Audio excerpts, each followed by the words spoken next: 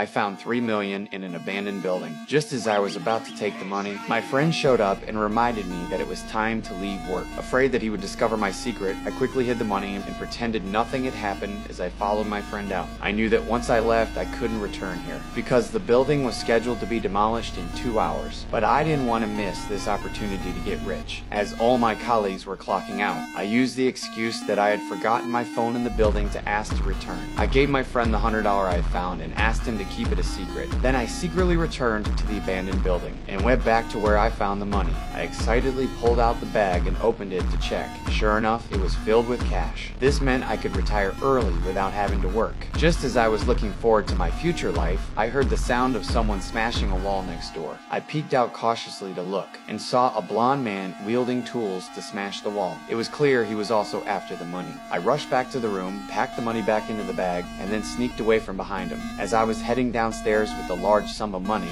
I noticed a man with a gun walking upstairs. Realizing the danger approaching, I began to feel nervous. Since there was only one way out, I had no choice but to return. But I accidentally kicked a steel pipe on the ground. The loud noise caught everyone's attention. Realizing I had been exposed, I hurriedly hid the money. But one of the gunmen came over. I quickly hid behind the curtains so he wouldn't see me. But when I looked up, I saw that the blonde man was also hiding behind the curtains. It turned out they weren't working together. We stared at each other, neither daring to make a sound. Just as the tension reached its peak, the armed robber suddenly turned and left. It turned out they had caught my friend and found the $100 on him. The criminals realized my friend had discovered the hiding spot, so he immediately ordered his men to interrogate him. Hearing my friend's agonizing screams made me feel terrible. In the end, I couldn't resist peeking out to see what was happening, and saw a scene that would haunt me for the rest of my life.